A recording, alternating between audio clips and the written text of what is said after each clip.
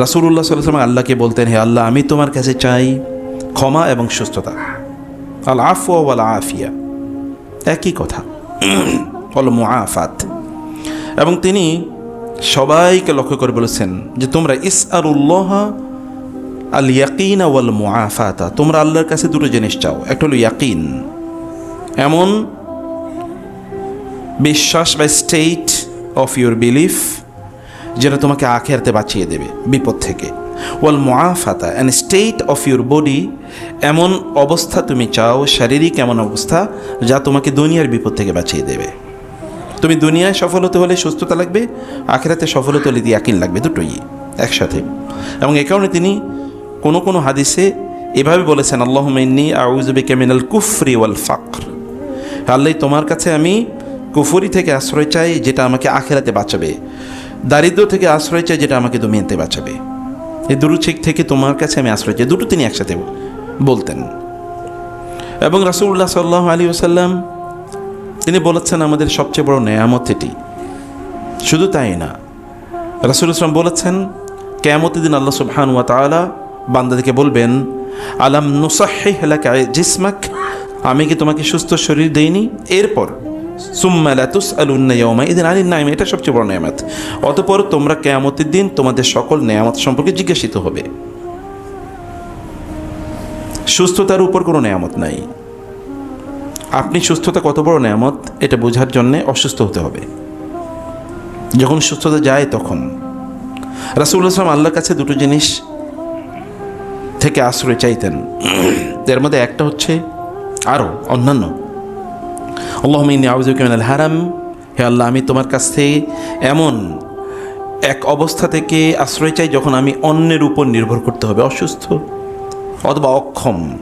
ওয়া আন উরাদ্দা ইলা আরযালিল উমর, এবং আমি যেন এমন বার্ধক্যে উপনীত না হই যে বার্ধক্যে অন্যের উপর নির্ভর করে আমাকে চলতে হয়। আমি বিছানায় শুয়ে পড়েছি, আমি আর উঠতে পারি না, চলতে পারি না, বিছানায় সব সেরে ফেলি, এরকম অবস্থায় তোমার কাছে যেন আমি না যাই। আল্লাহর কাছে আল্লাহ রাসূল সাল্লাল্লাহু আলাইহি ওয়াসাল্লাম এগুলোর জন্যে প্রার্থনা করতেন। কত বড় ইস্যু! শুধু কি তাই, নেতৃত্বের জন্যে আল্লাহ তাআলা বলেছেন শারীরিক সুস্থতা ইম্পর্ট্যান্ট।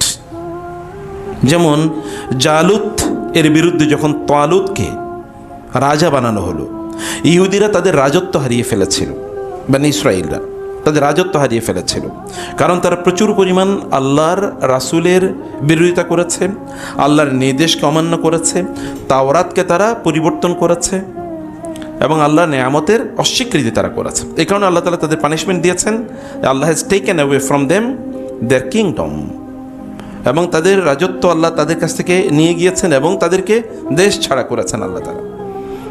একটা সময় তারা বলল তাদের নবীকে গিয়ে, হিজকিল আলাইহিস সালাম, যে আপনি আল্লাহর কাছে আমাদের জন্য দোয়া করুন যে আমাদের জন্য তিনি যেন ইবআস লানা মালিকান নুকাতিল ফি সাবিলিল্লাহ, যে আল্লাহ আমাদের জন্য এমন একজন রাজা বা এমন একজন নেতা আমাদেরকে দেন যার অধীনে আমরা আপনার রাস্তায় যুদ্ধ করব।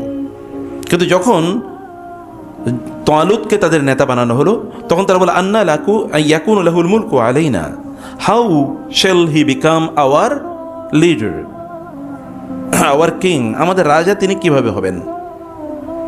ওয়া নাহনু আহাক্কু বিল মুলকি মিনহু, আমরা তার চেয়ে বড় অধিকার হকদার, আমাদের অধিকার বেশি রাজত্ব পাওয়ার।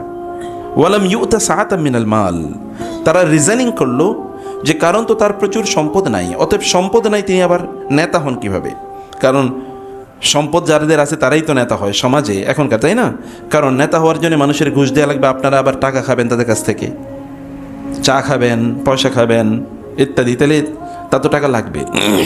এবং সে আবার বলে আমি 50 লাখ টাকা ইনভেস্ট করেছি, অতএব তুমি আমার ধারে কাছেও আসবে না। বলছে না এগুলো, আমি এইরকম এত টাকা ইনভেস্ট করে এই পদ আমি নিয়েছি, অতএব তুমি এর কাছাকাছিও আসবে না, কারণ আমি এটা ইনভেস্ট করেছি। এগুলো তো বলে লোকেরা প্রকাশ্য। কারণ মানুষের যখন লজ্জা হারায় তখন তার মুখ দিয়ে যা মনে চায় তাই আসে। তো এই অবস্থায় তারাও একই কথা বলেছে, একই রিজনিং, ইহুদিদের চরিত্র। তো আল্লাহ তাআলা বললেন, তখন তাদের নবী বললেন তাদেরকে, ইন্নাল্লাহা ইসতাফাহু আলাইকুম, আল্লাহ তাআলা তাকে তোমাদের উপর নির্বাচন করেছেন। ওয়াজাদাহু বাসতাতান ফিল ইলমি ওয়াল জিসম, আল্লাহ তাআলা তাকে কি দিয়েছেন? বাসতাতান ফিল ইলমি ওয়াল জিসম, আল্লাহ তাআলা তাকে বাস্তা, এমন একটা শারীরিক অবস্থা দিয়েছেন যে দেখলেই মনে হয় নেতা। তিনি সুস্থ এবং শারীরিকভাবে শক্তিশালী। বাসতাতান ফিল ইলমি ওয়াল জিসম। নবীজি সাল্লাল্লাহু আলাইহি ওয়াসাল্লাম একই কথা বলেছেন, তার জ্ঞানও বেশি, জ্ঞানের মধ্যে তিনি বাসিত, এবং শরীরের ক্ষেত্রে তিনি বাসিত, শক্তিশালী শরীরের অধিকারী। নবীজি সাল্লাল্লাহু আলাইহি ওয়াসাল্লাম একই কথা বলেছেন, আল মুমিনুল কওয়িয়্যু খায়রুন ওয়া আহাব্বু ইলাল্লাহি মিনাল মুমিনিদ দাঈফ। শারীরিকভাবে শক্তিশালী একজন ঈমানদার, শারীরিকভাবে শক্তিশালী, শারীরিকভাবে, আমি ঈমানের কথা বলছি না, শারীরিকভাবে শক্তিশালী একজন ঈমানদার আল্লাহর কাছে প্রিয় এবং অধিকতর কল্যাণকর মিনাল মুমিনিদ দাঈফ, এমন ঈমানদারের কাছ থেকে, এমন ঈমানদারের তুলনায় যে ঈমানদার শারীরিকভাবে দুর্বল। ওফি কুল্লিন খায়র, তবে উভয়ের মধ্যে কল্যাণ আছে। আমি হাদিসের ব্যাখ্যা একটু পরে আসতেছি। উভয়ের মধ্যে কল্যাণ আছে, কিন্তু আপনাকে দেখতে হবে যে আপনি যদি কল্যাণ চান তাহলে আপনাকে শারীরিক সুস্থতা ইজ ভেরি ইম্পর্ট্যান্ট। আপনি যদি কোনো কাজ করতে চান তাইলে আপনাকে শারীরিক সুস্থতা লাগবে। অসুস্থ হইতে হয়তো আপনি নিজকেই আপনি টেনে নিতে পারবেন না, আপনি তো অন্যের উপর বোঝা, তাহলে আপনি কীভাবে বড় অ্যাকমপ্লিশমেন্টস, বড় অ্যাচিভমেন্টস, বড় অর্জন, উপার্জন ইত্যাদি আপনি কীভাবে যাবেন? এখানে সুস্থতা প্রচণ্ড গুরুত্বপূর্ণ। আল্লাহ সুবহানাহু ওয়া তাআলা এটিকে আমাদের জন্য নেয়ামত হিসেবে দিয়েছেন। রাসূল সাল্লাল্লাহু আলাইহি ওয়াসাল্লাম তারা অন্য আরেকটি হাদিসে এই কথা বলেছেন, নি'মাতানি মাকবুনুন ফীহিমা কাসীরুম মিনান নাস, আস-সিহহাতু ওয়াল ফারাগ। দুটো নেয়ামত, অধিকাংশ লোকে এই দুটো নেয়ামতের ব্যাপারে উদাসীন এবং তারা প্রতারিত, মানে তারা প্রতারণার মধ্যে আছে, তাদের নিজেদেরকে তারা প্রতারণা করছে এই দুটো নেয়ামতের ব্যাপারে। এটা হচ্ছে আস-সিহহা, সুস্থতা, ওয়াল ফারাগ, অবসর সময়। সুস্থতা এর সময় আমরা আমাদের সুস্থতাকে কোনোভাবে মূল্যায়ন করি না, আবার আমাদের অবসর সময়গুলোকে আমরা কোনোভাবে মূল্যায়নে রাখি না। যখন সুস্থ তখন আমি যা মনে চাই তাই করে বেড়াই, যখন অসুস্থ হই তখন আমি হাই হুতাশ করি, আহা এই কাজটি কেন করলাম না, এখন তো আর করতে পারছি না। যখন আমরা অবসর থাকি তখন আমরা কোনো কাজ করি না, তখন আমরা আনন্দ ফুর্তি, ঘুমিয়ে, আড্ডা দিয়ে, ফেসবুকিং করে আমরা কাটিয়ে দিই। কিন্তু যখন আমরা অনেকগুলো কাজ চলে আসে তখন আর কাজগুলো করতে পারি না, কারণ সময় নেই আমাদের কাছে। এই দুটো নেয়ামত খুবই গুরুত্বপূর্ণ। সত্যি করতে আপনি কিন্তু রাজা হিসাবে এই পৃথিবীতে এসেছেন, কিন্তু আপনার এই রাজত্বকে আপনি ব্যবহার করতে পারছেন না। আল্লাহ আপনাকে একটা রাজত্ব দিয়েছেন। নবী সাল্লাল্লাহু আলাইহি ওয়াসাল্লাম বলেছেন, মান আসবাহা মিনকুম মুআফান ফি আমিনান ফি সিরবিহি মুআফান ফি জাসাদিহি, অথবা মুআফান ফি জাসাদিহি আমিনান ফি সিরবিহি ওয়া ইনদাহু কুতু ইয়াউমিহি ফাকান্নামা হুইয়িজাত লাহু দুনিয়া বিহাদাফিরিহা। তিনি বলেছেন তিনটি জিনিস। রাসূলুল্লাহ সাল্লাল্লাহু আলাইহি ওয়াসাল্লাম বলেছেন তিনটি জিনিস। মান আসবাহা মিনকুম, তোমাদের মধ্যে কেউ যদি সকালবেলা ঘুম থেকে যখন উঠে তখন তিনি কি? মুআফান ফি জাসাদিহি, শরীরের ক্ষেত্রে তিনি সুস্থ শারীরিকভাবে। আমিনান ফি সিরবিহি, he is very much secured and safe in his society, তার সমাজে তিনি নিরাপদ, সমাজে কি তিনি নিরাপদ। ইনদাহু কুতু ইয়াউমিহি, and he does have the food of this day, আজকের খাবার তার কাছে আছে, মজুদ।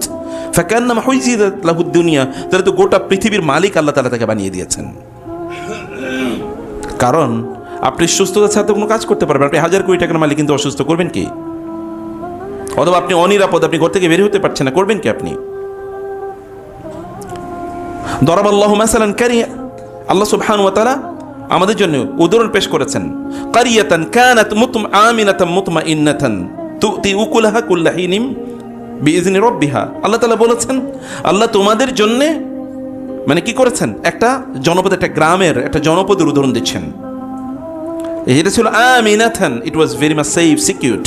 মুতমাইন্নাতান, এটা ছিল সুস্থ, একটা সুস্থ সমাজ, হেলদি সোসাইটি, এবং এটা একটা নিরাপদ সমাজ। এরপরে ফাকাফারাত বিআনউমিল্লাহ, আল্লাহ তাআলা তাকে যে নেয়ামত দিয়েছেন এই নেয়ামত তারপরে সে অস্বীকার করেছে বা এই নেয়ামতের কুফরি করেছে। ফাআযাকাহুল্লাহু লিবাসাল জুই ওয়াল খাউফ, এরপরে আল্লাহ সুবহানাহু ওয়া তাআলা তার উপর দারিদ্র্য চাপিয়ে দিয়েছেন। আপনার সুস্থতাকে যদি আপনি কাজে না লাগান, আল্লাহ আপনার উপর দারিদ্র্য চাপিয়ে দেবেন। যেমন এটি সমাজের কথা, একটা গ্রামের কথা, একটা জনপদের কথা আল্লাহ বলেছেন, মক্কার কথা উদাহরণ দিতে গিয়ে আল্লাহ তাআলা বলেছেন। কারণ it was healthy society, but when they disbelieved in Allah, disobeyed the messenger of Allah, যখন তারা আল্লাহর অবাধ্য হয়েছে, রাসূলের অবাধ্য হয়েছে এবং তার রাসূলের বিরুদ্ধে শত্রুতা করেছে, আল্লাহ তাআলা তাদের উপর অবাধ্যতার কারণে আল্লাহ তাআলা তাদের উপরই দারিদ্র চাপিয়ে দিয়েছেন। খামসুন ইযা উবতুলিতুম বিহিন্না ওয়া আউযু বিল্লাহি আন তুদরিকুহুন্না। রাসূল সাল্লাল্লাহু বলেছেন, ইয়া মাশারাল আনসার, ইবনে মাজার হাদিস, হে আনসারী সাহাবীরা, তোমাদেরকে লক্ষ্য করে বলছি 5টি জিনিস তোমরা এই ব্যাপারে সতর্ক থাকবা, এবং আল্লাহর কাছে আমি চাই আল্লাহ যেন তোমাদেরকে এগুলো দিয়ে পরীক্ষা না করেন, এগুলো দিয়ে যেন আল্লাহ তাআলা তোমাদেরকে পরীক্ষা না করেন। এর মধ্যে রাসূল সাল্লাল্লাহু আলাইহি ওয়াসাল্লাম বললেন, যখন কোনো জনপদে বা কোনো মানুষের মাঝে যখন ব্যভিচার প্রকাশ্যভাবে ছড়িয়ে পড়ে, যদি ব্যভিচার প্রকাশ্যভাবে ছড়িয়ে পড়ে, তখন ওই জনপদে এমন কিছু রোগ দেখা দেয় যে রোগগুলোর নাম কেউ আগে কোনোদিন শুনে নাই, এবং আল্লাহ তাআলা তাদের উপর এমন দারিদ্র চাপিয়ে দেন, তখন তাদের বিদ্যুৎ থাকবে না, তাদের খাদ্যদ্রব্যের দাম বেড়ে যাবে, এবং তখন তাদের ইন্ডাস্ট্রিগুলো চলবে না, তাদের ইকোনমি কোলাপস করবে, সেখানে তখন রাহাজানি, মারামারি, চাঁদাবাজি ইত্যাদি বাড়বে, এগুলো সব তখন হবে। কারণটা কি? কারণ ওই যে প্রকাশ্যে জেনা, ব্যভিচার, অশ্লীলতা ইত্যাদি যখন চলে। রাসূলুল্লাহ সাল্লাল্লাহু আলাইহি ওয়াসাল্লাম বলেছেন, এবং এটা প্রত্যেকটা সমাজের একটা চিত্র, সব জায়গায় আপনি এইদিকে তাকালে ওইদিকে তাকালে চলবেন, everywhere the same is the scenario, একই সিনারিও। প্রিয় ভাইরা, সম্মানিত বোনেরা, তাহলে আমি যে কথা বলছি আপনাদেরকে, যে দৃষ্টিটা আমি আপনাদের আনতে চাই, তাহলে মনে রাখতে হবে যে আপনার যে শরীরটা, এটা হচ্ছে আপনার গাড়ি। গাড়িটা যদি নষ্ট হয় তাহলে আপনি চলতে পারবেন না, কতক্ষণ পরে গিয়ে আপনাকে ডিস্টার্ব করবে। আপনার শরীরটা তো আপনার ভেহিকল, ট্রান্সপোর্ট, এটার উপর ভিত্তি করে আপনাকে চলতে হবে। এটা যদি দুর্বল হয়ে যায় তাহলে আপনি চলবেন কীভাবে? এটা টেক কেয়ার তো আপনাই করতে হবে। আপনার যদি ট্রান্সপোর্টার আপনি যদি কেয়ার না করেন, আপনার গাড়ির যদি আপনি যত্ন না নেন, তাহলে এটা আপনাকে ভোগাবেই। তা আপনার গাড়ি তো আপনার শরীর। আমরা বলি দেহ ঘড়ি, আপনার ঘড়িতে যদি ব্যাটারি না থাকে তাহলে কেমনে চলবে সেই ব্যাটারি? ঘড়ি, এই ঘড়ি তো আপনাকে প্রপার টাইমিং দেবে না, এটাকে আপনার প্রপার কাজ দেবে না। তাহলে আপনার যে দেহ ঘড়ি, আপনার যে শরীর মেশিন, বডি মেশিন, সেই বডি মেশিনকে অয়েল দিতে হবে এবং তার যত্ন নিতে হবে, টেক কেয়ার করতে হবে। যদি সেটা কোনো মানুষ না করে, তাইলে আপনি কিভাবে সেটা থেকে কল্যাণ কামনা করেন, এটা আপনার জন্য কাজ করবে, এটা আপনি কীভাবে মনে করছেন? প্রিয় ভাইয়েরা, বলা হয় good health and good sense are the two most important properties of human life. একজন মানুষের জীবনে সবচেয়ে গুরুত্বপূর্ণ দুটো সম্পদ হলো, একটা হচ্ছে গুড হেলথ, সুস্বাস্থ্য, গুড সেন্স, গুড আন্ডারস্ট্যান্ডিং, ভালো করে কোনো কিছু বুঝার সক্ষমতা, দক্ষতা, এতটুকু বুঝার। এতে ইউনিভার্সিটিতে পড়ার প্রয়োজন নাই, কোনো কিছু বোঝার জন্য ইউনিভার্সিটিতে পড়ার প্রয়োজন নাই। রিজিক অর্জনের জন্য, ভালো ইনকাম করার জন্য কোনো বিশ্ববিদ্যালয়ে, নামি দামি বিশ্ববিদ্যালয়ে পড়ার প্রয়োজন নাই। এ কারণে আমাদের কবিরা বলেছেন, যদি পড়াশোনাই জ্ঞানই, কথিত জ্ঞান, এই বই পুস্তকের পড়াশোনাই যদি মানুষের সম্পদ উপার্জনের একমাত্র কারণ হতো, তাহলে যে সকল গরু ছাগল এগুলো খায়া বাঁচে, ওদেরকে কে খাওয়ায়? তাহলে ওরা রিজিক পাইতো কোত্থেকে? গরু, ছাগল, পাখি, প্রাণী, মাছ অথবা এই যে কীট পতঙ্গ, এগুলোকে খাবার কে দেয়? এগুলো কি কোনো ওইরকম কোনো বিশ্ববিদ্যালয়ে পড়ছে নাকি? না, ওদের রিজিকের কোনোদিন অভাব হয়েছে? হয়নি। রিজিক এর ক্রাইটেরিয়া ডিফারেন্ট, এটা কোনো ইউনিভার্সিটি সাবজেক্ট ম্যাটার না। আমরা পড়াশোনা করি নিজেদেরকে পরিশোধিত করার জন্য, কিন্তু আমাদের এখনকার পড়াশোনার অবজেক্টিভটা ডিফারেন্ট হয়ে গেছে। যে আমি পড়াশোনা করে কি করব? পড়াশোনা করে যে গাড়ি বাড়ি চড়ে এসে, এটা একটা মিথ্যা প্রবচন। এটা গাড়ি বাড়ি চড়ার ইস্যু, এটা মানুষকে মানুষ বানানোর কথা ছিল। এবং এ কারণে পড়াশোনা করতে ওরা দেখে যে পড়াশোনা করে তো গাড়ি বাড়ি করা যায় না, অতএব ওই অবস্থায় যত মাস্তানি করে গাড়ি বাড়ির মালিক হওয়া যায়। এবং এ কারণে ওইখানে আর পড়াশোনা নাই, আর সেখানে পড়াশোনার ইস্যু দাঁড়ায় না। প্রিয় ভাইয়েরা, মানুষ তাদের সবচেয়ে গুরুত্বপূর্ণ যে নেয়ামত, সেটাকে মানুষ সত্যিকার অর্থে তারা নেগলেক্ট করে। এবং এ কারণে ইংরেজি প্রবাদে এটা বলা হয়, he who doesn't health doesn't have any hope. যার হেলথ নাই তার হোপও নাই। তার সুস্থতাই নাই, তাহলে তার প্রত্যাশা নাই। আপনি অনেক বড় অ্যাম্বিশন করবেন কেউ, আপনি তো বিছানা থেকে উঠতে পারছেন না, আপনি তো সকালে ঘুম থেকে উঠতে পারেন না, আপনার তো মাথা ঘুম থেকে ওঠার পর আপনার মাথা ঝিমঝিম করে, আপনার শরীর ব্যথা করে, পেট ব্যথা করে, দাঁড়ায় থাকতে পারেন না। আপনি তাহলে লম্বা সময় জুড়ে রাতের ইবাদত করবেন কিভাবে? কুমিল লাইলা ইল্লা কালিলা নিসফাহু আও ইনকুস মিনহু কালিলা। এই দুনিয়াতে কেউ সফল হতে হলে তাকে তাহাজ্জুদের নামাজ আদায় করতে হবে। কেউ যদি আখিরাতে সফল হতে হয় তাহলে তাকে কি তাহাজ্জুদের সালাত আদায় করতে হবে, অথবা তাহাজ্জুদের সময় উঠতেই হবে। ওয়া মিনাল লাইলি ফাতাহাজ্জাদ বিহি নাফিলাতাল লাক আসা আন ইয়াবআসাকা রাব্বুকা মাকামান মাহমুদা। আল্লাহ তাআলা বলেছেন, তুমি যদি মাকামে মাহমুদ, সম্মানিত জায়গায়, পজিশনে যেতে চাও, তাহলে তোমাকে আর্লি উঠতে হবে। অন্যরা যখন ঘুমিয়ে আছে তখন তোমাকে উঠতে হবে। তুমি সমাজে অন্যরকম হতে চাও, তাহলে অন্যদের থেকে আলাদা হতে হবে। আপনি সমাজে 1 কোটির মধ্যে একজন হতে চান, তাহলে 1 কোটি লোক সকালে তারা ঘুমিয়ে থাকে, আপনাকে যখন লোকেরা ঘুমিয়ে আছে তখন আপনাকে জেগে থাকতে হবে। তাইলে কেবল আপনি তাদের থেকে ডিফারেন্ট হতে পারবেন। ডিফারেন্স, ডিস্টিংশন, এটা আপনার অ্যাকশনের উপর নির্ভর করে, আপনার পলিসির উপর নির্ভর করে। আপনি কি করছেন? আপনি সিমিলার কাজ করে তো সিমিলারই হবেন, বুঝেননি কথা? আপনি অন্যদের মতো কাজ করে তো আপনি তাদের মতোই হবেন। আপনি যদি তাদের চেয়ে ডিফারেন্ট হতে চান, তাহলে তাদের চেয়ে ডিফারেন্ট কাজ করতে হবে, যেমন আল্লাহ রাসূল করেছেন। যেমন আল্লাহ তাআলা বলেছেন, ইয়া আইয়ুহাল মুযাম্মিল কুমিল লাইলা ইল্লা কালিলা নিসফাহু আও ইনকুস মিনহু কালিলা আও জিদ আলাইহি ওয়ারাত্তিলিল কুরআনা তারতিলা ইন্না সানুলকি আলাইকা কাওলান সাকিলা ইন্না নাশিয়াতাল লাইলি হিয়া আশাদ্দু ওয়াতআও ওয়া আকামু কিলা ইন্না লাকা ফিন নাহারি সাবহান তাবিলা ওয়াজকুর ইসমা রাব্বিকা ওয়াতাবাত্তাল ইলাইহি তাবতিলা। সব কিছু বাদ দিয়ে দাঁড়ায়া যান আপনি আল্লাহর সামনে, কারণ সব বাদ দিয়ে আপনাকে সবার আগে এগিয়ে যেতে হবে। ওয়ামাহিলহুম কালিলা, ওদেরকে আপনি উপেক্ষা করুন, ওদের মতো করে আপনি হয়ে না। Don't become like them, you are not like them. আপনি যদি তাদের চেয়ে অনেক বেশি এগিয়ে যেতে চান, তাহলে আপনাকে তাদের চেয়ে ডিফারেন্ট লাইফস্টাইল মেনটেন করতে হবে। সম্মানিত ভাইয়েরা, সম্মানিত বোনেরা, এই কারণে আমরা যেটা বলছি যে হচ্ছে আমাদের প্রকৃত সম্পদ হচ্ছে মূলত আমাদের সুস্থতা। এর চেয়ে উত্তম কোনো সম্পদ নাই, এটাই সর্বশ্রেষ্ঠ সম্পদ। এই সম্পদের উপর ভিত্তি করে আপনি অন্য সম্পদ জেনারেট করবেন, কিন্তু if you lose this property, then you will not be in a position to generate other properties. If you lose this wealth, then there is no wealth left for your use. আপনি যদি এই সম্পত্তি হারিয়ে ফেলেন, তাহলে আপনার আর ব্যবহার করার মতো আর কোনো সম্পদ থাকবে না। বাঙালি চরিত্র হলো, বাঙালি তখনই বুঝে যখন যায়। বলে নাকি দাঁত থাকলে দাঁতের মর্যাদা বুঝে, এটা না বাঙালির জন্য বেশি প্রযোজ্য। আমাদের কোনো হেলথের ইস্যুতে আমাদের কোনো কনসার্ন নাই, অথচ আল্লাহ রাসূল সাল্লাল্লাহু আলাইহি ওয়াসাল্লাম কি পরিমাণ কনসার্ন ছিল তার চিন্তা করে দেখেন। কি পরিমাণ কনসার্ন ছিল তার। তাবুকের যুদ্ধে তখন তার বয়স কত? তাবুকের যুদ্ধে তখন তার বয়স কত? সেই সময় তিনি যুদ্ধের নেতৃত্ব দেন। হুদাইবিয়াতে তখন তার বয়স কত? ৬২ বছর। সরি, বিদায় হজে তখন তার বয়স ৬২। তিনি কিভাবে এমন কোনো কাজ, রাসূল সাল্লাল্লাহু আলাইহি ওয়াসাল্লাম কেরান হজ করেছেন। কেরান মানে কি? ওই যে মদিনা থেকে তিনি এহরাম বেঁধেছেন, তারপরে হজ শেষ করে তারপরে এহরাম শেষ করেছেন। মধ্যখানে তামাত্তু করেন, যে মধ্যখানে তিনি ভেঙেছেন। সাহাবায়ে কেরাম থেকে তিনি তামাত্তু করতে বলেছেন, তো তিনি কেরান ওই যে আগে নিয়ত করেছেন, এবং তিনি বলেছেন লাউ ইস্তাকবালতু মা ইস্তাদবারতু লামা সুকতুল হাদিয়া। যদি আমি আগে জানতাম এখন যা বুঝতেছি, তাহলে আমি তো আমার সাথে করে কোরবানির হাদি নিয়েই আসি না, কোরবানির পশু আমি নিয়ে আসতাম না। এটা অল টুগেদার ডিফারেন্ট ডিসকাশন। আমি বলছি প্রিয় ভাইয়েরা, নবী সাল্লাল্লাহু আলাইহি ওয়াসাল্লাম ৬২ বছর বয়সে তিনি কতটা কর্মক্ষম, কতটা উদ্যম নাশীত।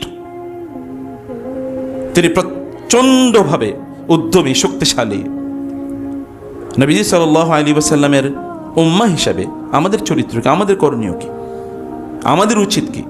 আমি সেই বিষয় কেবল আপনাদের কয়েকটি দৃষ্টি আকর্ষণ করব, কয়েকটি বিষয় কেবল আমি আপনাদের দৃষ্টিতে নিয়ে আসবো। প্রিয় ভাইয়েরা, সম্মানিত ভাইয়েরা, মনে রাখতে হবে আমাদেরকে, আমাদের গুড হেলথ এটা কোনো বক্তৃতার ইস্যু না, এটা আপনার জিনিস, এটা আপনাকে ফিল করতে হবে।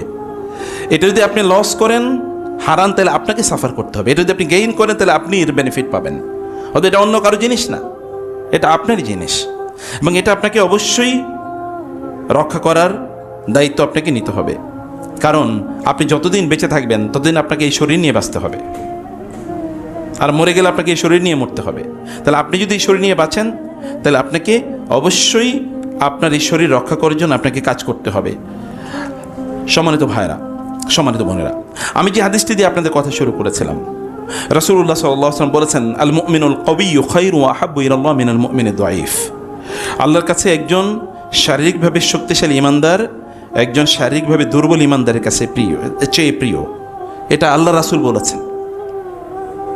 আপনি আল্লাহর কাছে প্রিয় হতে চান, কিন্তু আপনার শরীর দুর্বল, কীভাবে প্রিয় হবেন? আপনি তো ইবাদত করতে পারবেন না, আপনি কোরআন তেলাওয়াত করতে পারবেন না, আপনার মনোযোগ থাকে না, আপনি লম্বা সময় নামাজ আদায় করতে পারবেন না, আপনি লম্বা সময় সেজদা দিতে পারবেন না, কারণ আপনার দম বন্ধ হয়ে যায়, আপনার কোমর ব্যথা, অথবা কি আপনার পাগুলো দুর্বল, কাঁপতে থাকেন আপনি। মানুষ দুর্বল, বৃদ্ধ হলে আমি বলছি না, যুবকদের কথা বলছি আমি। যুবক মানে কি? যুবক মানে কি আপনি কেবলমাত্র 20, 25, 30 বছরের মানুষকে মনে করবেন? আল্লাহ সুবহানাহু ওয়া তাআলা যৌবনে নবীদেরকে নবুয়তের দায়িত্ব দিয়েছেন কবে? বয়স যখন 40, তখন তো রিয়েল যৌবন শুরু হয়। তার আগে যৌবনের একটা টাইম আছে। আল্লাহ সুবহানাহু বলেছেন, ফালাম্মা বালাগা আশুদ্দাহু ওয়াস্তাওয়া আতাইনাহু হুকমান ওয়া ইলমা। ফালাম্মা বালাগা আশুদ্দাহু ওয়াস্তাওয়া, যখন তারা তাদের যৌবনের পরম সীমায় পৌঁছে গিয়েছেন এবং তাদের নিজেদের পায়ের উপর শক্ত করে দাঁড়িয়েছিলেন, আতাইনা হুকমান ওয়া ইলমা, তখন তাদেরকে প্রজ্ঞা দিয়েছি, জ্ঞান দিয়েছি, নবুয়ত দিয়েছি, তারা যেন এগুলো মানুষের কাছে পৌঁছে দেয়। সম্মানিত ভাইয়েরা, নিজেকে আল্লাহর কাছে প্রিয় বানাতে হলে আপনার শরীরকে সুস্থ রাখতে হবে। নিজেকে যদি কল্যাণকর বানাতে হয়, তাহলে আপনার শরীরকে আপনার রক্ষা করতে হবে। শরীরকে নষ্ট করে আপনি কোনোদিনই এটা করতে পারবেন না। শরীরকে আপনাকে শক্তিশালী করার জন্যে আপনার নিজেরই কাজ করতে। আপনি দিনের খেদমত করতে চান, দিনই দাওয়াতে কাজ করতে চান, আপনি প্রচুর পরিমাণ ইনকাম করতে চান, যেন আপনি একটা মসজিদ নির্মাণ করতে পারেন, যেন আপনি একটা মাদ্রাসা নির্মাণ করতে পারেন, যেন আপনি এলাকার রাস্তাটা নির্মাণ করে দিতে পারেন, যেন আপনি সাধারণ মানুষকে সাহায্য করতে পারেন, যেন আপনি আপনার আত্মীয় স্বজনকে দিতে পারেন, যেন আপনি ভালোভাবে জীবনযাপন করতে পারেন, যেমন আপনার সন্তানদেরকে আপনি ভালো প্রতিষ্ঠানে পড়াতে পারেন, ওদেরকে ভালো জায়গায় রাখতে পারেন, ভালো খাওয়াতে পারেন, ওদেরকে ভালো দিন শেখাতে পারেন। তার জন্য আপনার লাগবে কর্মক্ষমতা, লাগবে আপনার হেলথ, লাগবে সুস্থতা, লাগবে শরীর, লাগবে যেন আপনি 18 ঘন্টা কাজ করলে you will never feel tired. আপনি ক্লান্ত ফিল করছেন, আপনি কাজ করছেন, করতে পারেন আপনি কেবলমাত্র একটা চাকরি করেন, তার 2-3 ঘন্টা আর বাকি সময় কি যে করেন এটা আপনি নিজেও জানেন না, কোনো টাইমের কোনো হিসাব নাই। আপনার মনে হয় যে আল্লাহর কাছে সময় হিসাব দেওয়া লাগবে না? রাসূল ইসলাম কি এই কথা বলেন নাই? ইগতানিম খামসান ক্বাবলা খামসিন, তোমার 5টি জিনিস চলে যাওয়ার আগে সেই 5টি জিনিসের গুরুত্ব দাও। ওয়াসিহ্হাতাকা ক্বাবলা সুকমিক, এর মধ্যে আল্লাহ রাসূল স্পষ্ট করে বলেছেন, তোমার অসুস্থতা আসার আগে তোমার সুস্থতাকে, তোমার সুস্থ শরীরকে। এটা তো নেয়ামত, ইগতানিম, এটা গনিমত। আল্লাহ রাসূল সাল্লাল্লাহু আলাইহি ওয়াসাল্লাম বলেছেন এই গনিমতকে তোমরা, এবং কিয়ামতের দিন রাসূল সাল্লাল্লাহু আলাইহি ওয়াসাল্লাম বলেছেন, আল্লাহ তাআলা লা তাজুলা কাদামা ইবনু আদম হাত্তা ইউসালা আন খামসিন আও 40, কিয়ামতের দিন আপনি সামনে এগোতে পারবেন, আপনার শরীরের ব্যাপারে আপনাকে প্রশ্ন করা হবে, আপনি শরীরটা কি করেছেন বলেন। রাসূলুল্লাহ সাল্লাল্লাহু আলাইহি ওয়াসাল্লাম কি কথা বলেন নাই? কোন একজন ব্যক্তি তার নিজকে যদি আত্মহত্যা করে উহুদের যুদ্ধে, একজনের ব্যাপারে সাহাবায়ে কেরাম বললেন, উনি যেই ভাবে যুদ্ধ করছেন, উনি আমাদের মধ্যে সেরা মুজাহিদ। রাসূল বললেন, আলা ইন্নাহু ফিন্নার, সে জাহান্নামী। এই কথা যখন বলেছেন সাহাবায়ে কেরাম অবাক হয়ে গেলেন যে রাসূল এই কথা কি বললেন।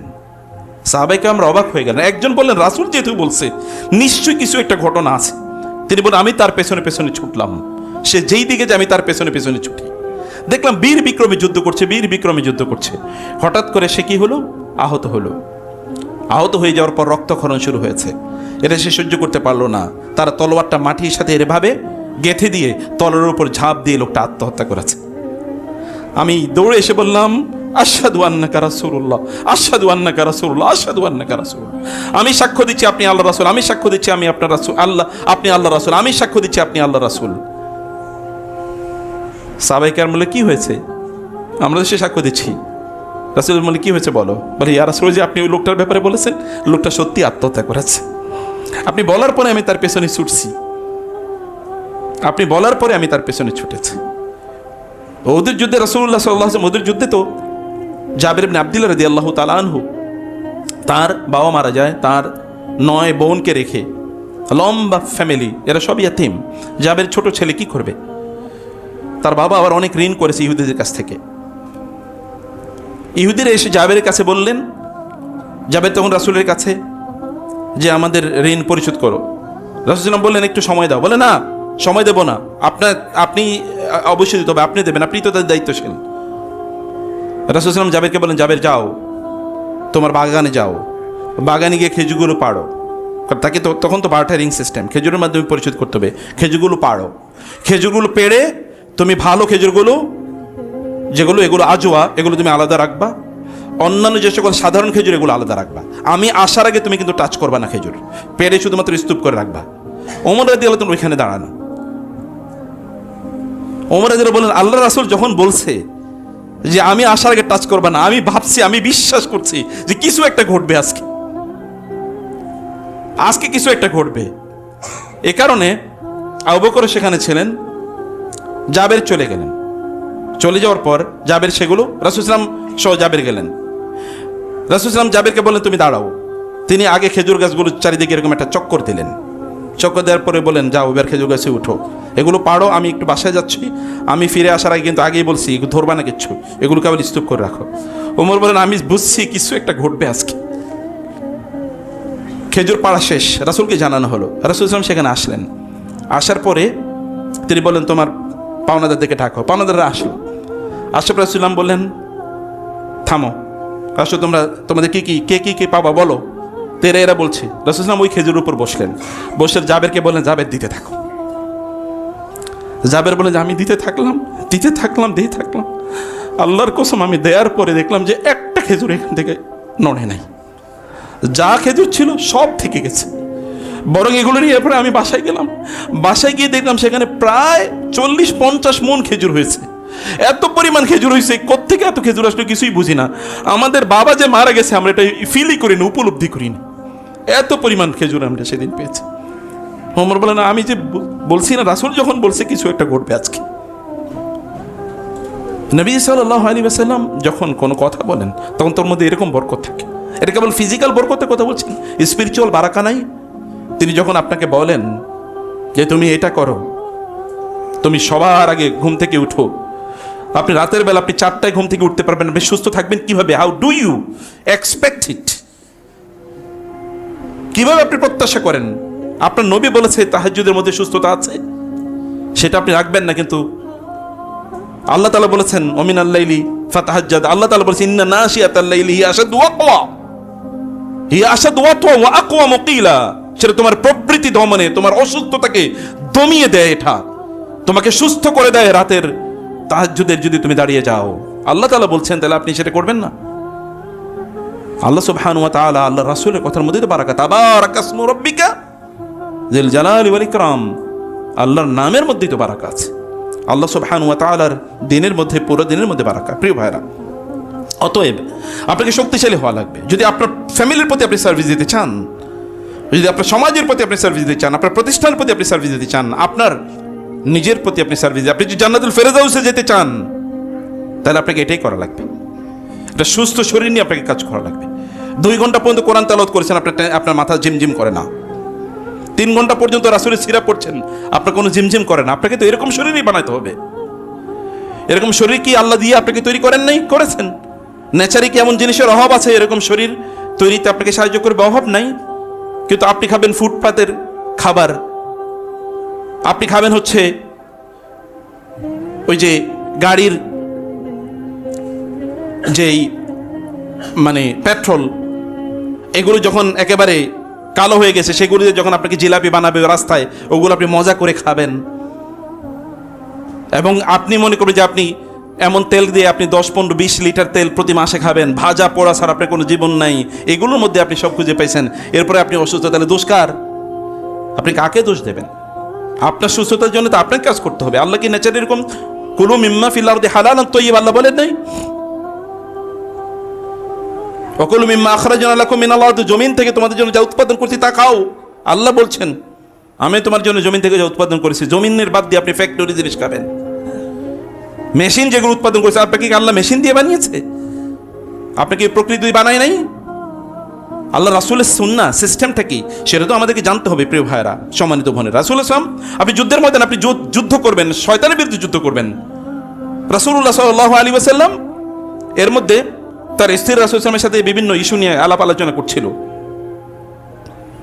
তাদের কণ্ঠটা একটু উঁচু।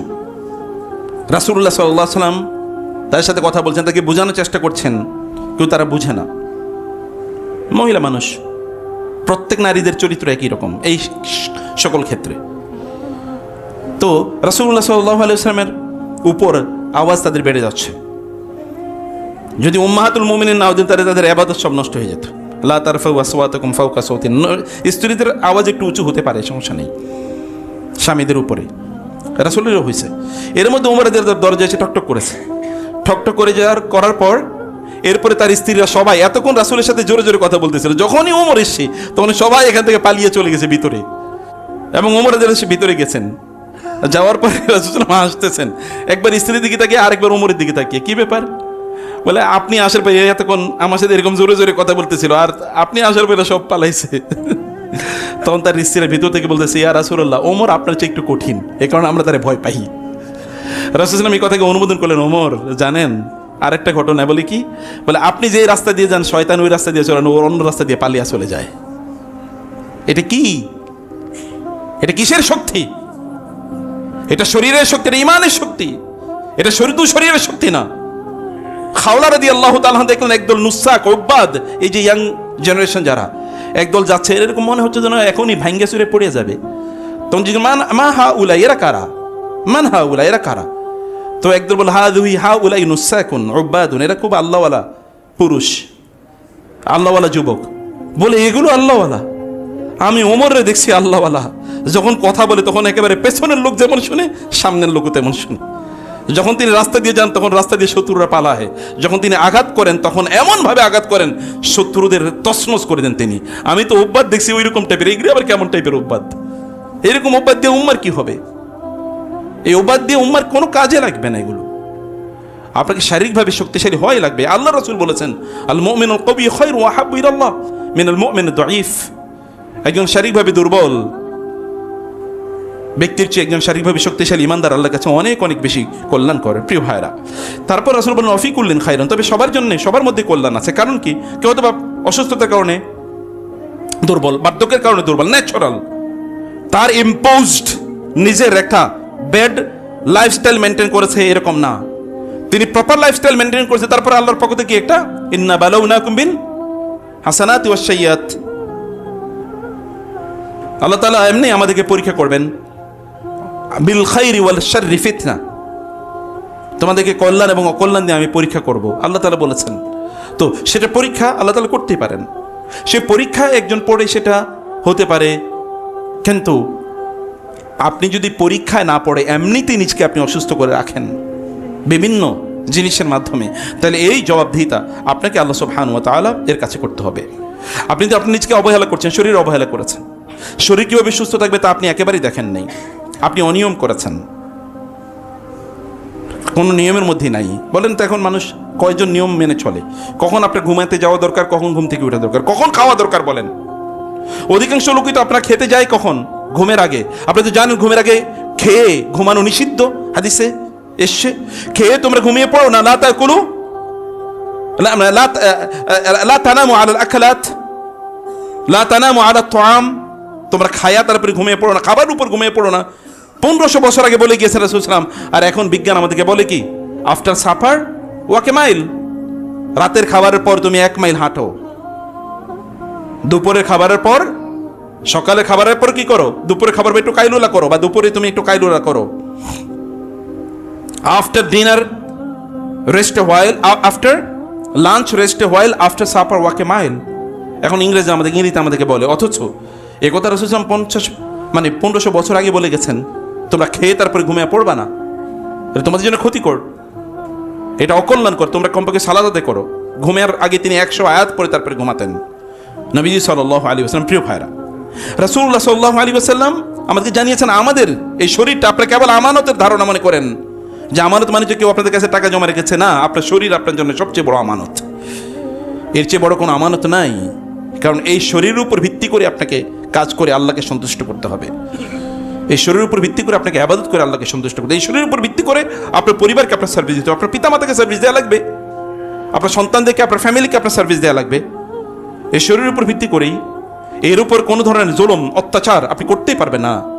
রাসূলুল্লাহ সাল্লাল্লাহু আলাইহি ওয়াসাল্লাম এই কারণে বলেছেন, কোন একজন ব্যক্তি সে যদি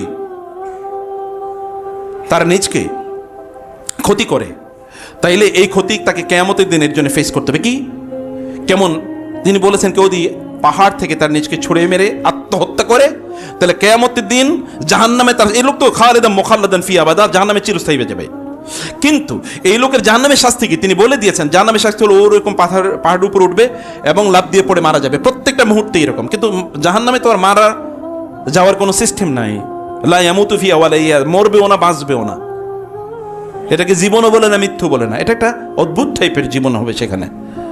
ওর শাস্তি একটাই, যে ব্যক্তি কি করেছে ছুরি আহত করে তার নিজকে হত্যা করেছে, ও কিয়ামতের দিন কি জাহান্নামে কি করবে, আখিরাতে সে জাহান্নামে কিছুক্ষণ পরপরই তার পেটে ছুরি মারবে অথবা তার গলায় ছুরি মারবে এবং মারা যাওয়ার মতো অবস্থা হবে, শাস্তি হবে, আবার তাকে আল্লাহ জীবন ফিরে দেবেন, আবার সে এটা করবে, এটাই করতে থাকবে।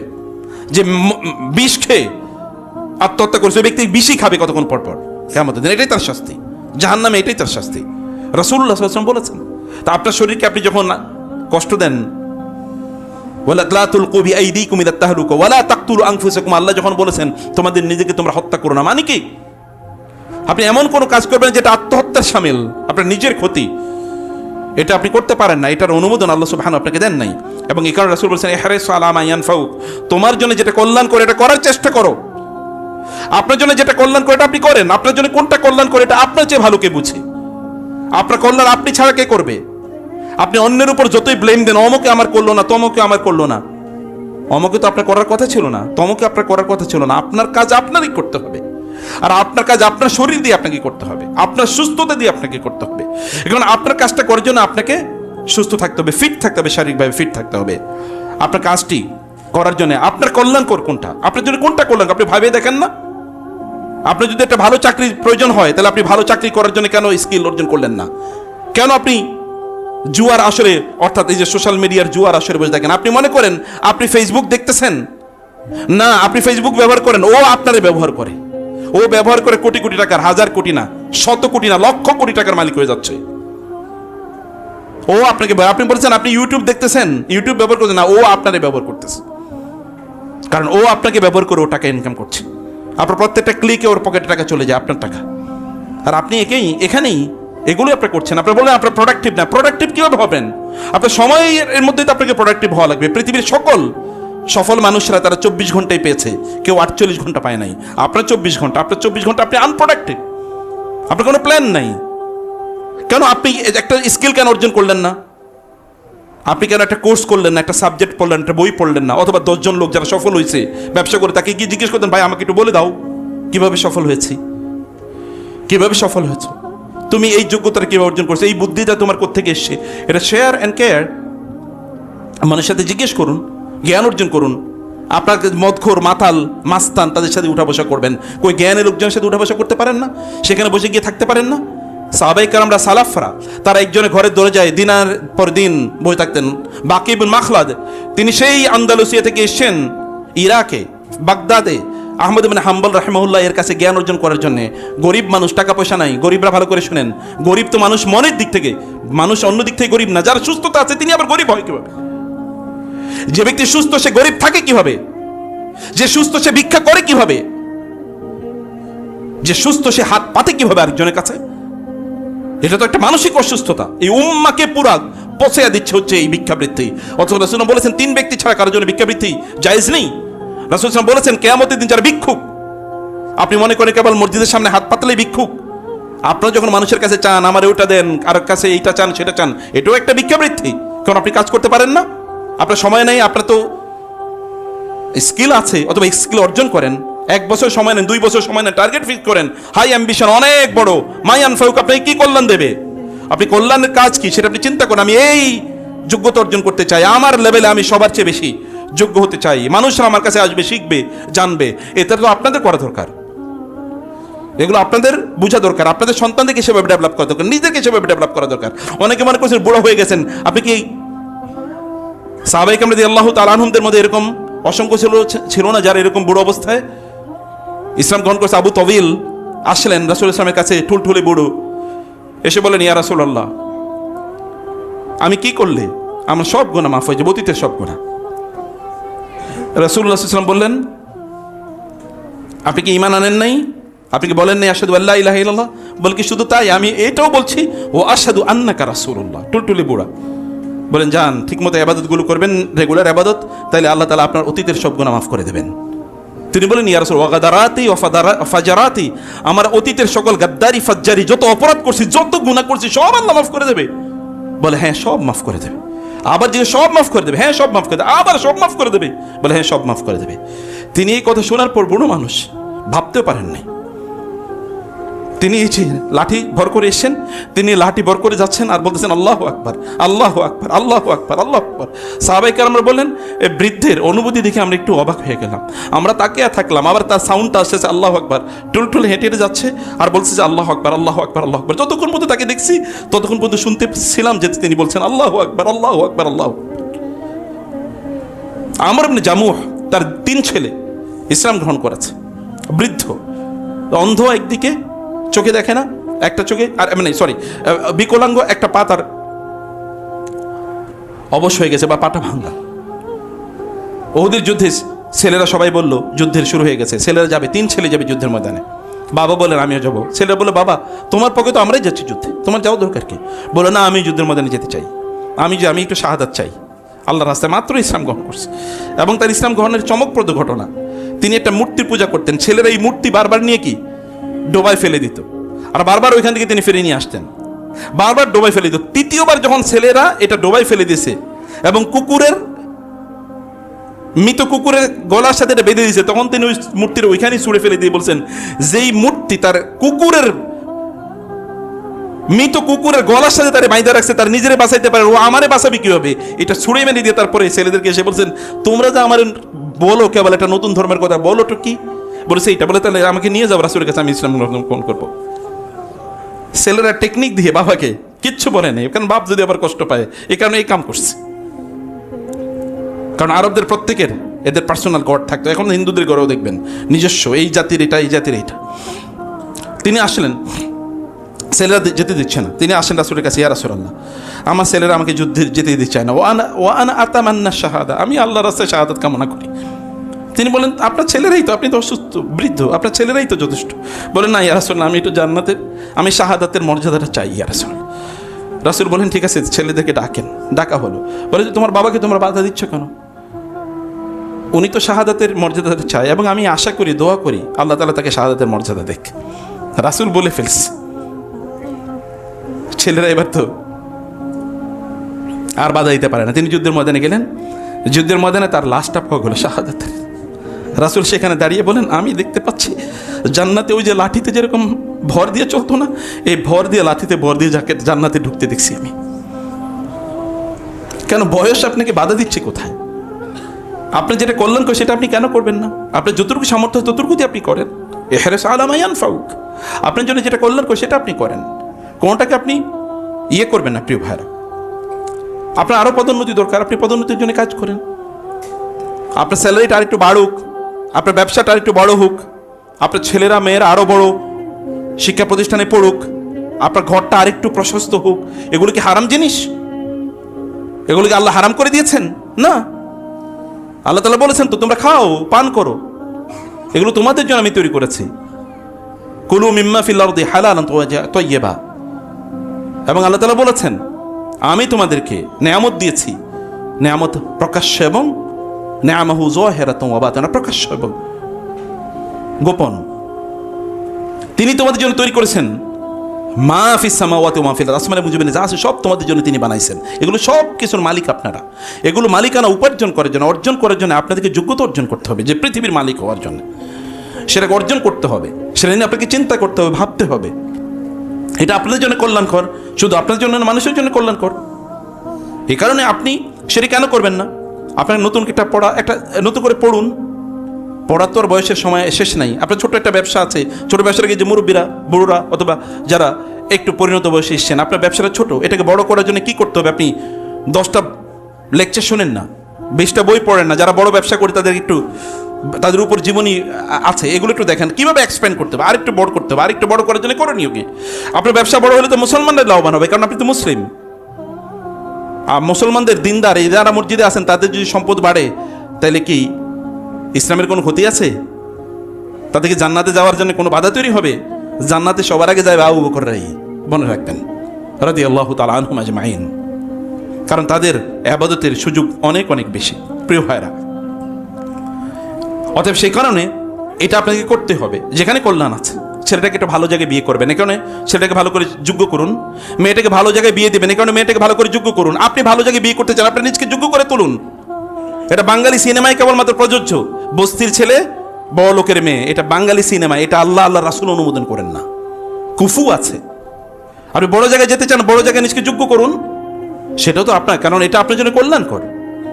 এমন একজন নারীকে আপনি বিয়ে করুন বা এমন একজন পুরুষকে বিয়ে করুন যিনি আপনার চক্ষু শীতলকারী হবে। রব্বানা হাব লানা মিন আজওয়াজিনা ওয়া যুররিয়াতিনা কুররাতা আয়ুন, সেটা তো আপনারই কল্যাণের জন্য আপনি এই কাজটি করবেন।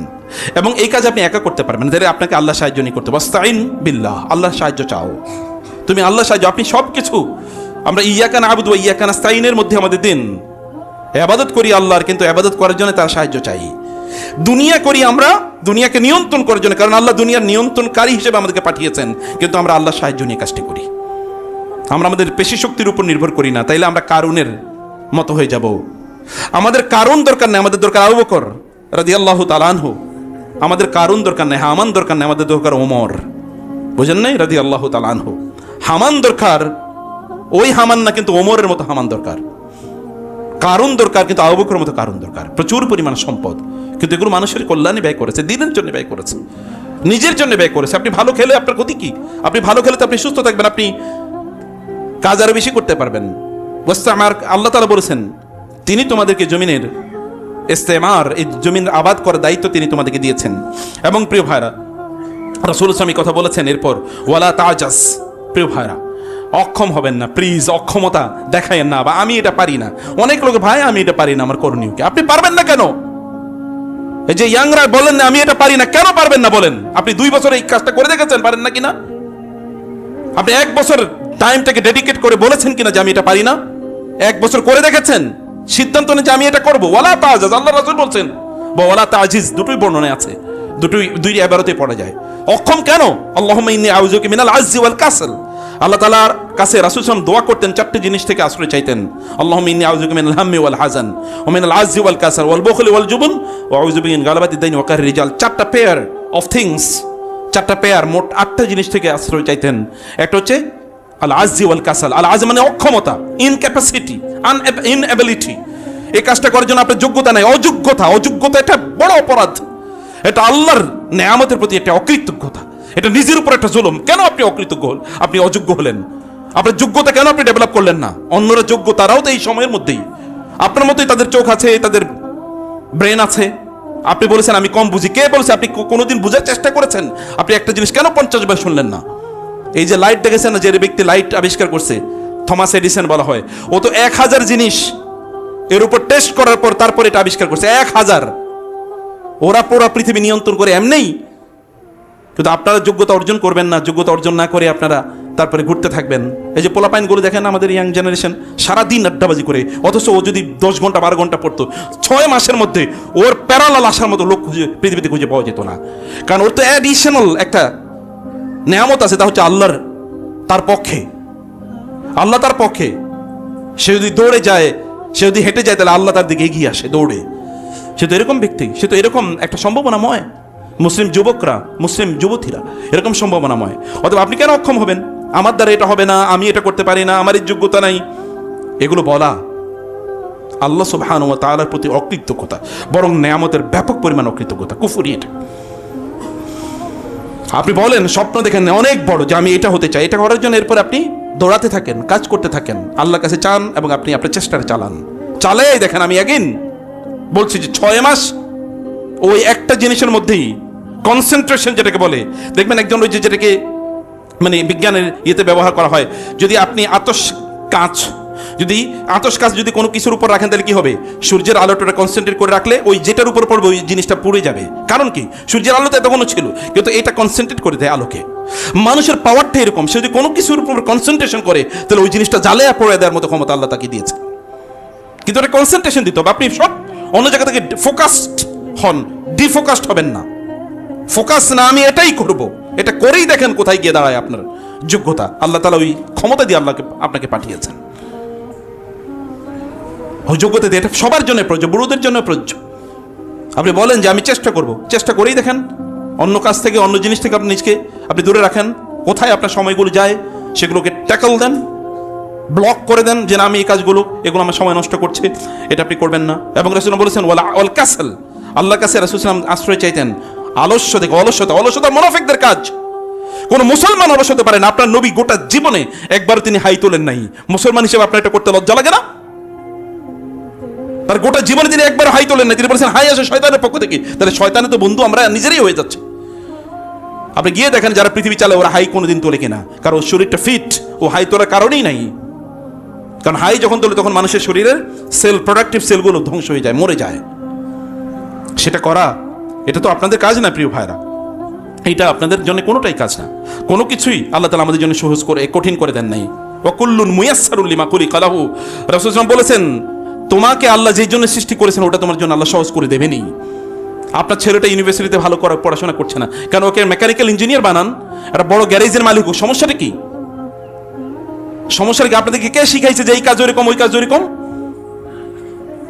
যারা গাড়ি বানায় ওরা তো ওই গ্যারেজ থেকেই তৈরি হয়েছে। আমি এমন বাংলাদেশে এমন অনেক গ্যারেজের মালিকদের নাম জানি, মালিকদের কথা জানি, যারা হাজার কোটি টাকার মালিক। আপনি গিয়ে তার কাছে ভিক্ষা করা লাগবে, এমন মনে করেন আমি গ্যারেজে করবো, কেন? সমস্যাটা কি? ওকে বিজনেস শেখান, ওটা যদি না পারে তাহলে অন্য কিছু, এটা করতে পারেন অন্যটা করুক, কিন্তু সময় যেন অন্যায়ভাবে নষ্ট না করে, সেটাকে যেন কাজে লাগিয়ে দেয় প্রিয় ভাইরা। অতএব এটাকে আমি পারি না, অতএব চোখ হাত বন্ধ করে বসে থাকবে, এটা কোনোদিনই হবে না। তুমি কোনটা পারো সেটা বলো, তুমি যেটা পারবা সেটাই করতে হবে, কিন্তু করতে হবে। চয়েস করেন, একটা চয়েস করে ওই দিকে লাগিয়ে দেন, ওই দিকে কনসেন্ট্রেট করেন। একটা জায়গায় দক্ষ হোক, master of Jack of everything master of নান হয়ে কোনো লাভ নাই। সব কিছু জানে, কিচ্ছুই ভালো জানে না। যেটা জানে এটা স্পেশালাইজেশনের যোগ। আল্লাহ আমাদেরকে স্পেশালাইজ করে বানাইছে। স্পেশালাইজেশন আপনার নাই কি? অন্যদের যা আছে আপনার তা আছে, গোটা শরীরে সব কিছু আপনার আছে। তাহলে এগুলোকে আপনাকে অবশ্যই কাজে লাগাতে হবে। কোন অবস্থায় অন্যের উপর দোষ দেওয়ার কোনো, আমার ওই স্কুলে ওই কলেজে ও অমকে তমকের কারণে পারলাম না, অমকে এটা করেছে, এগুলো সব শয়তানের ধোঁকা। রাসূল বলেছেন তোমরা লাউ বইলো না, ফালা তাকুল্লাহ লাউ আন্নি ফাআলতু কাযা ওয়া কাযা কানা কাযা ওয়া কাযা, আমি যদি ওইটা করতাম ওইটা করতাম, এটা হইতো ওইটা হইতো। লাউ শয়তানের দরজা খুলে দেয়। যদি কি আবার ওইটা করি না এখন এটা করব, ওইটা হয় না এখন এটা করব, ওইটা পরীক্ষা করে দেখছি সেটা আমার কাজে লাগে না এখন এটা করব। অনেকে বলে অনেক চেষ্টা করে দেখছি ভালো ব্যবসা করতে পারি না। কি সমস্যা? আপনি 10টা করেছেন, এখন 21তমটা করেন। 21তমটাতে আপনি পারবেনই। দেখেন না ওই যে কোন এক ব্যক্তির কথা, সে অনেকবার ব্যর্থ হয়ে তারপরে গেছে কি আত্মহত্যা করার জন্য। এরপরে গিয়ে দেখছে যে একটা কোন একটা পাখি অথবা কোন একটা প্রাণী একটা জায়গায় ওঠার জন্য লাভ দিছে বহুবার, একটা ব্যাং বা এরকম কিছু, সে উঠতে পারে না, কিন্তু পরের বার লাভ দিয়ে ওখানে উঠে গেছে। সে বলে এটা যদি এতবার চেষ্টা করতে পারে এরকম একটা প্রাণী হয়ে, তুচ্ছ প্রাণী হয়ে, তাহলে মানুষই কেন করবো না? তারপর সে একজন বড় বিজ্ঞানী তে পরিণত হচ্ছে। আপনি কিছু একটা করবেন, যেটা পারেন না এটাকে আবার চেষ্টা করুন, আবার চেষ্টা করুন। লাইসা লিল ইনসানি ইল্লা মা সা, চেষ্টা করলে আল্লাহ দেবেন, আল্লাহই তো ওয়াদা দিয়েছেন। তাহলে আপনি চেষ্টাকে কোনোভাবেই করে রাখা যাবে না প্রিয় ভাইরা। অতএব আমাদেরকে কোনোভাবেই আমাদের নিজের ক্ষতি করা যাবে না প্রিয় ভাইরা, সম্মানিত বোনেরা। শরীরকে নষ্ট করা এটা কোনো মোমেনের কাজ না, কোনো মোমেনের চরিত্র এটা হতে পারে না। এবং কারণ আপনাদের শরীরকে আপনাদের অবশ্যই ঠিক রাখতে হবে। এই জন্য খাবার, এগেইন বলছি, ফুড হ্যাবিট, কি খাচ্ছেন? আল্লাহর কসম জাঙ্ককে নিষিদ্ধ করে দেন, ফ্যাক্টরি ফুডকে নিষিদ্ধ করে দেন। কোনো ফ্যাক্টরি ফুড চলবে না। এমনকি ওমর রাদিয়াল্লাহু তাআলা বেশি বেশি মাংস খেতে নিষেধ করেছেন। ইয়াকুম আল্লাহাম হাদিসে এসেছে, তোমরা মাংস বেশি বেশি খাবে না। ফাইন্না লাহু দারাওয়াতুন কা দারাওয়াতিল খামার, কারণ এটা মানুষকে কি করে দেয়? ক্ষতি, এমন ক্ষতি, আসক্তি তৈরি করে, যেমন মদ ক্ষতি করে, আসক্তি করে। দেখবেন এখন গোটা পৃথিবী জুড়ে কি ফ্রাইড চিকেন, কেএফসি এবং কি ম্যাকডোনাল্ডস, আমাদের দেশে তো আরও আছে যে কি ফ্রাইড চিকেন, হাবি জাবি, এগুলো খাইতে খাইতে লোকদেরও এরকম কি ওই ফার্মের মুরগির মতো হয়ে গেছে অধিকাংশ লোকের চরিত্র, এবং তাদের আচরণ ওইরকম হয়ে গেছে। এত বেশি কেন এটা করবে? ওমর রাদিয়াল্লাহু একবার তার ছেলে আব্দুল্লাহকে দেখলে বাজারে যাচ্ছে, বলে একটু মাংস খাইতে মনে চাইছে, এই জন্য মাংস কিনে নিয়ে এসি। বলে আওয়াকুল্লামা ইস্তাহাইতা ইস্তারাইতা, মানে কি তোমার যখনই মনে চায় তখনই তুমি বাজার থেকে মাংস কিনে নিয়ে আসো? তুমি কি বলো এটা? তারপরে মাংস ফেরত দিয়েছে, না চলবে না। সবসময় এটা না, কারণ আল্লাহ তাআলা প্রকৃতির বিভিন্ন জিনিস দিয়েছে না। আপনার সিজনাল ফ্রুটস কেন খাবেন না? আপনাদের কেবল বিদেশি ফ্রুটসই মনে চায়। বাংলাদেশের এখানকার প্রকৃতির সাথে যেটা যায় আল্লাহ সেটাই তৈরি করেছে। আল্লাহ কি বুঝেন নাই? আপনাদের জন্য কোনটা দরকার, এখানকার আবহাওয়ার জন্য কোনটা দরকার, সেটা তৈরি করে দিচ্ছেন, এটা কেন আপনারা করবেন না? আপনারা এগুলোকে কনজিউম করেন, এগুলোকে নেন। খাবার 10 বার খাওয়ার আগে না, 8 বার 12 বার খায়। এটা তো একটা জাহান্নামী মানুষের চরিত্র। আল্লাহ তাআলা বলেছেন, ওয়াল্লাযিনা কাফারু ইয়াতামাত্তাউনা ইয়াকুলুনা কামা তাআকুলুল আনআম ওয়ান নারু মাসওয়াল লাহুম। একদল লোক ওরা খায় হচ্ছে গরু ছাগল যেমন খায়, আর এই খাবার কারণে ওয়ান নারু মাসওয়াল লাহুম, জাহান্নাম ওদের ঠিকানা হয়ে যাবে। এটা তো আপনার চরিত্র না। আমাদের দেখতে হবে যে আমি কোনটা খেতে পারি, আমার চরিত্রের সাথে কোনটা যায়। আমার সাথে আমাকে আল্লাহ তাআলা কি দিয়ে বানাইছে? আমাকে মাটি দিয়ে বানাইছে। মাটির খাবারগুলো আমার জন্য প্রযোজ্য বেশি, সেগুলোতে বেশি বেশি আপনারা ইয়ে করেন। শরীরকে নষ্ট খাবার দিয়ে নষ্ট করবেন না। বাসায় যেমন বলি, এগুলো যদি এখন ফুড সায়েন্স নিউট্রিশন সায়েন্সের কথা, বাসায় যেমন আপনার তেলের ব্যবহার কমিয়ে দেন, তেলের ব্যবহার কমিয়ে দেবেন, অনেক কমিয়ে দেবেন। তেল এটা আপনার শরীরের জন্য উপায় দেন। প্রয়োজন অলিভ অয়েল খান, কম খান, 1 লিটারই খান প্রতি মাসে। 1 ফোঁটাই দেন, 2 ফোঁটা দেন, 5 ফোঁটা দেন। কিন্তু যেগুলো আপনাকে তিলে তিলে ধ্বংস, যেগুলো আসলেই তেল না, সেগুলোই আমরা খাচ্ছি। যেগুলো অন্য জায়গায় ডাম্পিং হয়, এগুলো আমাদের এখানে খাবার হিসেবে আসে। কারণ আমাদের ব্যবসায়ীরা সৎ না, এবং আমাদের মানুষগুলোর মধ্যে সততা, আমাদের রাষ্ট্র যারা পরিচালনা করে তাদের মধ্যে সততা নাই। এ কারণে মানুষের প্রতি তাদের দায়বদ্ধতা নাই। এটা ওমর রাদিয়াল্লাহু তাআলা হলে তিনি, অথবা রাসূল হলে তিনি বাজারে ওম্বার্সম্যান পাঠিয়ে দিতেন, বাজার তদারকিকারী। ওই যে কি বলে, যারা ভোক্তা অধিকার করে, অথবা যে ম্যাজিস্ট্রেট যারা মার্কেট তদারকি করে, তাদেরকে পাঠিয়ে দিতেন। রাসূল সাল্লাল্লাহু আলাইহি ওয়াসাল্লাম তা করেছেন, ওমর রাদিয়াল্লাহু তাআলা তা করেছেন। নারীকে পর্যন্ত নিয়োগ করেছেন যে এর যেন চেক করা হয়। আমি একবারে শেষের দিকে চলে আসি প্রিয় ভাইরা। আমি যে কথা আপনাদেরকে বলি, যে আপনাদের মনে রাখতে হবে যে আপনাদের বাসায় ফুড হ্যাবিটটাকে পরিবর্তন করেন। আপনাদের বাসায় লাইফস্টাইলটাকে পরিবর্তন, কখন তারা ঘুমাতে যাবে, কখন তারা ঘুম থেকে উঠবে, এটাকে স্ট্রিক্টলি মেনটেন করেন। এবং এটা কেবলমাত্র স্বামী মেনটেন করতে পারবে না, এটা স্বামী এবং স্ত্রী উভয় মিলে মেনটেন করতে হবে। কেবল স্ত্রী করতে পারবে না, স্বামী এবং স্ত্রী মিলে মেনটেন করতে হবে। আপনাদের আশপাশের লোকরা আপনাদেরকে বিভিন্নভাবে ফুসলায় থাকবে, আপনাকে বিভিন্নভাবে অন্য কিছুতে এঙ্গেজ করে রাখার চেষ্টা করবেন, কিন্তু আপনার তো ভিশন আছে। আপনি একটা মা, আপনি গরু ছাগলের মা হচ্ছেন, আপনার বাবা, আপনি গরু ছাগল বাবা হবেন। আপনি কেন মানুষের মতো আচরণ কেন করবেন না? আল্লাহ রাসূল সাল্লাল্লাহু আলাইহি ওয়াসাল্লাম যেমন করেছেন সেটা কেন করবেন না? আমাদেরকে অবশ্যই কোরআনের মূলনীতি, যেটা আল্লাহ তাআলা আমাদেরকে বলেছেন, যেটা আমাদের জন্য তয়্যিব। তয়্যিব মানে কি? কুরু মিম্মা ফিল আরদি হালালান তয়্যিব। কেবল হালাল খেলে চলবে না। আল্লাহ হালাল ওয়া তয়্যিব বলেন না, হালাল তয়্যিব, মানে হালাল এবং তয়্যিব এটা আলাদা করার কোনো সুযোগ নাই। যেটা হালাল সেটা তয়্যিব হতেই হবে। তয়্যিব মানে যেটা আপনার শরীরের সাথে যায়। বুঝেননি কথা? তয়্যিব মানে যেটা শরীরের সাথে, হালালান ওয়া তয়্যিবান বলেন নাই, ওয়া দেন নাই আল্লাহ তাআলা। যদি ওয়া দেন তাহলে আপনি বলতে পারতেন, ও যদি তয়্যিব না হয় তাহলে হালাল তো তাদের চলবে। হালাল হলেই চলবে না। ডায়াবেটিক্স রোগী, আপনি তাকে মিষ্টি খাওয়াতে দিতে পারবেন, এটা তার জন্য তয়্যিব না। ব্লাড প্রেশার তার হাই, এই ব্যক্তিকে আপনি লাল রেড মিট আপনি খেতে দিতে পারবেন না, কারণ এটা তার জন্য ক্ষতিকর, এটা তার জন্য তয়্যিব না। এটাই আল্লাহ বলেছেন। 1500 বছর আগের কোরআন এখন মনে হচ্ছে যেন এখনকার জন্য প্রযোজ্য। আপনাকে দেখতে হবে, নিউট্রিশন সায়েন্টিস্টের কাছে যাওয়ার দরকার নেই। আপনি নিজেই তো, আল্লাহ কোরআন, আল্লাহ রাসূলের সুন্নাহই তো আমাদের জন্য সর্বশ্রেষ্ঠ নিউট্রিশন। প্রিয় ভাইরা, পবিত্র থাকতে হবে। ঘরটাকে ঝকঝকে তকতকে রাখবেন। যদি আপনি ভালো থাকতে চান, সুস্থ থাকতে চান, ঘরটাকে ঝকঝকে তকতকে, যেন আপনার ঘরে প্রয়োজন আপনার যদি বলা হয় ফ্লোরে যদি খাবার পড়ে তাহলে সেটা আপনি কুটে খেতে পারবেন। কোন মুসলমানের ঘর কি অপবিত্র থাকতে পারে, অপরিচ্ছন্ন থাকতে পারে? এটা কিভাবে সম্ভব? যদি এটা হয় তাহলে বুঝতে হবে যে তার ঈমানের মধ্যে কোনো ত্রুটি আছে, তার দ্বীনদারির মধ্যে ত্রুটি আছে। এগেইন বলে যাচ্ছি, right it in golden letter. যদি এমন হয় যে আপনার ঘরটাও গোছালো, সব এলোমেলো পড়ে আছে, তাহলে বুঝবেন যে এটা আপনার দ্বীনদারির মধ্যে প্রবলেম আছে। আল্লাহ রাসূল সাল্লাল্লাহু আলাইহি ওয়াসাল্লামের কাছে এক লোক আসলো, তার অনেক টাকা পয়সা। রাসূল বলেন, এই তোমার না অনেক টাকা পয়সা আছে জানি? বলে, হ্যাঁ আছে। তো বলে, তো তুমি এরকম ফকিরের বেশে আসছো কেন? আল্লাহ তাআলা যদি কাউকে নেয়ামত দেন তাহলে তার শরীরে ওই নেয়ামতের আসর তিনি দেখতে চান। ভালো জামা কাপড় পরবা, ভালো খাবা, টাকা পয়সা আছে, ব্যাংকে রেখে দিয়েছেন, করবেন কি? টাকা পয়সা কি আল্লাহ ব্যাংকে রাখার জন্য দিয়েছে? আপনার সন্তানের জন্য ইনকাম করার সুযোগ আল্লাহ দিয়েছেন, আর ওদেরকে ডিপ্রাইভ করে আপনি ব্যাংকে রেখে দিয়েছেন। এটা জুলুম। ব্যক্তি নিজের উপর জুলুম করছে, তার পরিবারের উপর জুলুম করছে। অথচ তিনি যদি আজকে এটা ব্যয় করতেন, কালকের খাবারটা আল্লাহ তাআলা আসমান থেকে তার জন্য নাজিল করে দিত।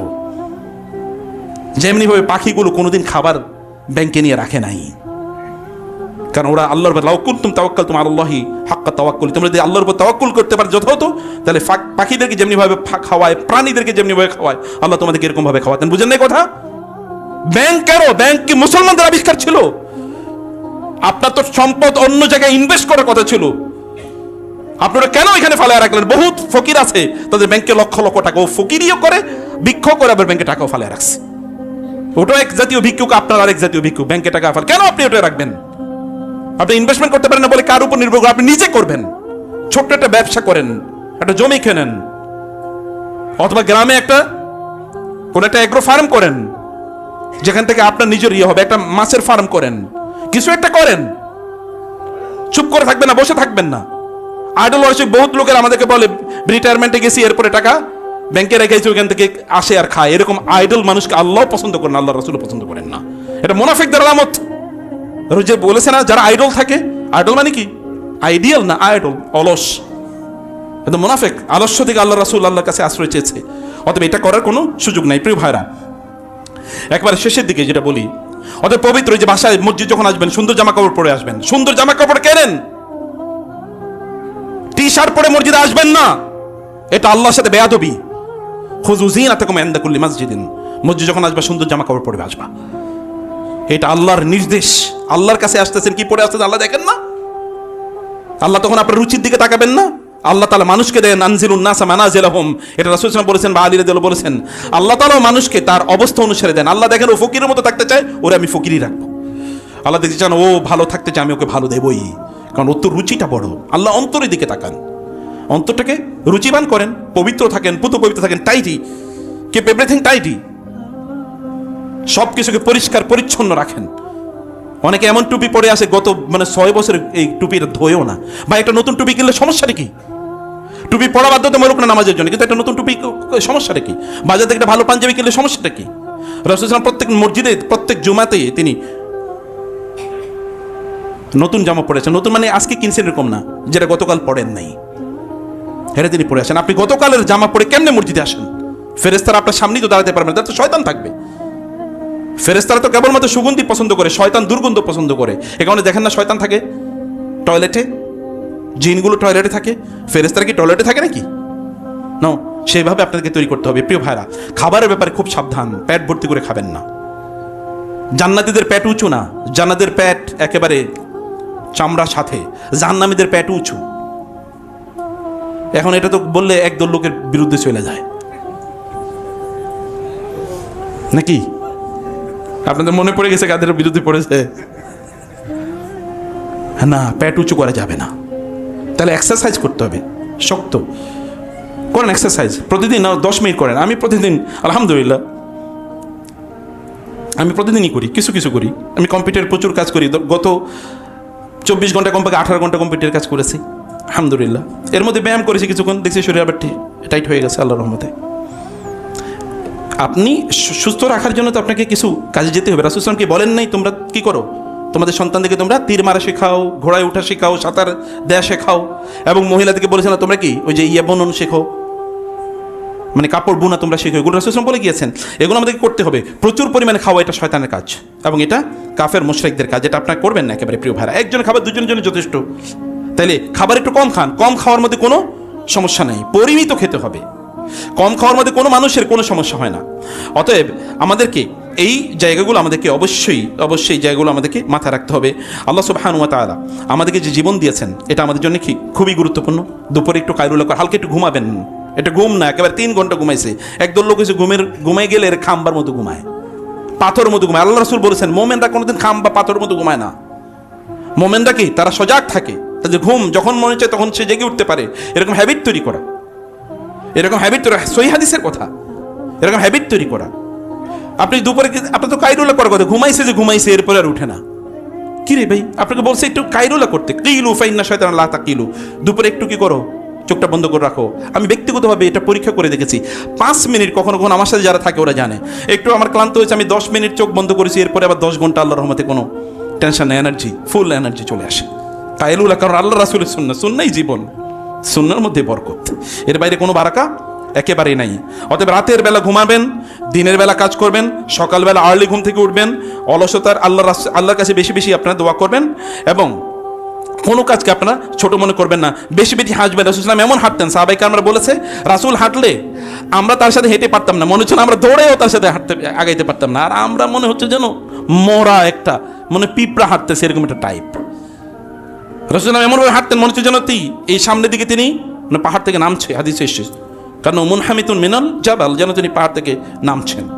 অন্যরা তার সাথে দৌড়ে তাকে তার পিছনে হাঁটতে হতো। আর এই যে যুবকরা বলেন হাঁটছেন মনে হচ্ছে যেন পিঁপড়া তার পিছন দিয়ে যাইতেছে, পিঁপড়া তার আগে, কচ্ছপ তার আগে চলে যেতে পারবে। এরা কোনো মুসলমানের, একজন ইমানদারের অবস্থা এরকম কোনোদিনই হতে পারে না।